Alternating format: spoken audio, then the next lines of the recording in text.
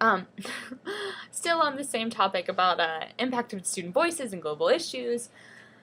It's just so much. I'm so excited. Oma Obama is she is the technical advisor for CARE Sports for a Social Change Initiative, and that's just something I'm definitely interested in because I mean, I guess if you know me, if you don't know me, that's cool. But I like sports a little bit, and which I'll talk more about in education tomorrow after I've been speaking with Congress and senators.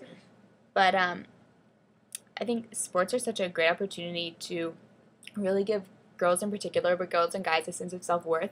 I just think of the extracurricular activities I participated in middle school and high school and elementary school, and just that kind of made up your life. Your life was something other than schoolwork, and just it's also just such a sense of expression. Not a sense of expression, but it gives you the opportunity to express yourselves. It gives you the opportunity something to be proud about. It gives you the opportunity to build community relationships. It gives you the opportunity to, get involved in the community. It gives you something else to do that'll get these kids off the streets and get them, just put a ball in their hand, like put a mitt on their hand, like anything. Just keep them busy. But at the same time, like, encourage a sense of community, encourage teamwork, encourage leadership abilities. And once you get those, just the sense of community is illustrated so much through sports, and I've just been thinking more about it after meeting Oma Obama. I'm really excited next week when I'm home for a couple weeks. I'm going to go to the CARE office in Atlanta, and she invited me to her office. I'm going to come talk to her about more how I can get involved and just kind of hit the ground running. A lot more about the international versus the local perspective. Lately, I've been wrestling with the idea of creating sports programs for girls in the city of Athens. Is just kind of like an extracurricular base. But that's something I guess I still have to keep thinking about and talk about later. But it's just something that's been on my heart for a little while. And I'd really like to get the experience with that. So, you don't always have to. I really do have a passion for helping out the local community and also the international community. So I'm trying to find the balance. But that's just something that can be done either way in either environment. So that's something really cool. So I don't know. I'm just really excited. There were other discussions on like maternal health and the next frontier and aid effectiveness and just other opportunities to get involved. Just everything. It just blows my mind. Then we had a little break and went to the afternoon sessions where I went to a section on creating a more food secure world. And it's just so interesting that for every 1 tank of ethanol that we use, the money spent on that could be feeding one person for a year. Obviously, I don't know if everyone knows this. I feel like you should, or we should, but the world definitely has enough food. Like, the shortage of food isn't the issue. It's the allocation of food, and it's bureaucracy, and it's transportation costs, and it's political crisis.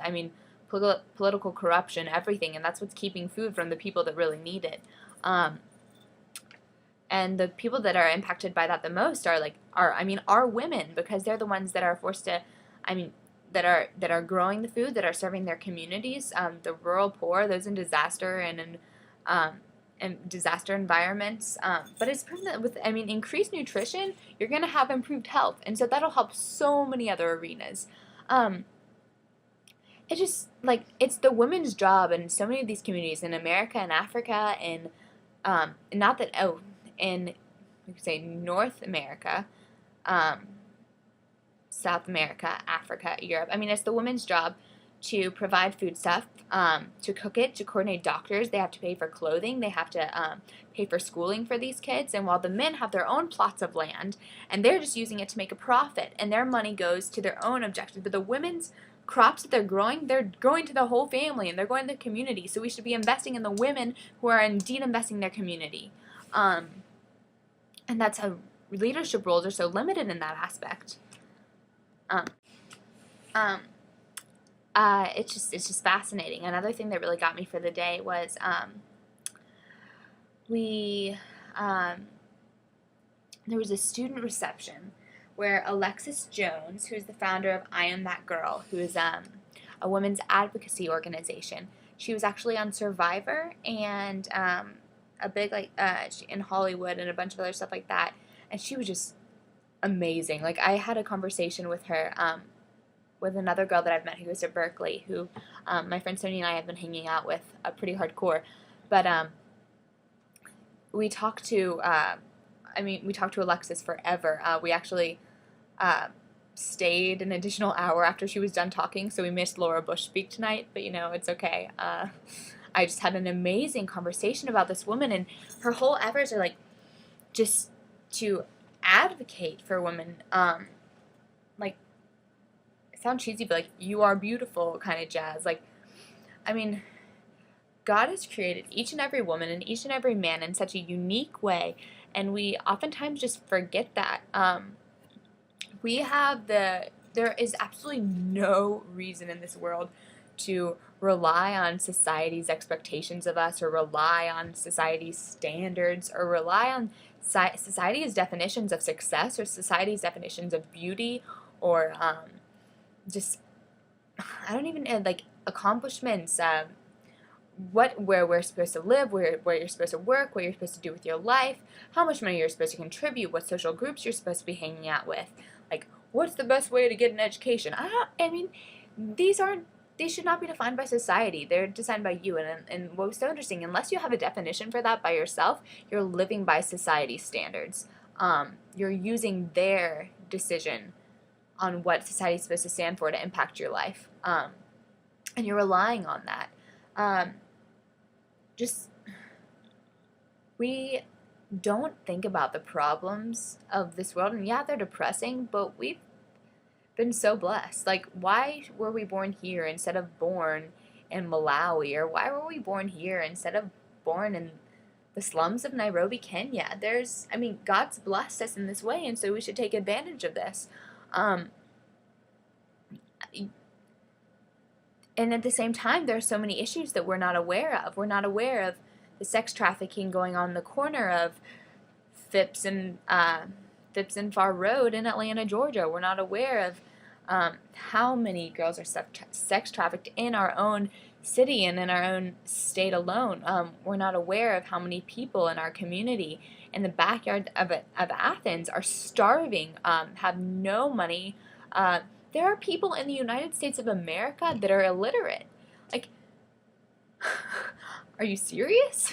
We're supposed to be the leaders of this world. There are so many issues that need to be fixed, but we don't even know about them. Like, we're not aware of not to put it as all the problems, because we have the potential to fix these problems. Like, we've been given strength that we don't even know about. Like, God's created us each so special, like, just everything so specific and everything so beautiful that we can really do whatever we want to do about it. It's phenomenal. And I just had another one of these fantastic conversations with this woman who travels all around the world and meets people from different communities. And the definition of your own definition of what it means to be a woman or what it means to be a man should be made entirely by you. I had this awesome conversation with Alexis about her faith and about how her faith is the foundation for everything that she's doing. When she gets up on stage to speak, she's not speaking to entertain all the people in the room, but she's speaking because she believes this is what God's speaking through her. Like, her only aim in doing this is to please God, and I think that that's something just so strong. And to see this powerful, beautiful woman standing up there in front of everyone and just being like, this is what I'm passionate about. And you should know the issues, because if you know the issues, you're going to be passionate about it too. Like, if you know the problems that we're facing, there is no reason why you should be complacent about it. The things I can't stand complacency, I cannot stand ignorance, and I cannot stand the complacency with being ignorant. And we have so much potential, and there's so much we can do, and I'm just really excited about life. I want to talk more about it, but I have already used up like 25 minutes, so I'm going to let it go. But thank you so much, and look forward to tomorrow. Bye.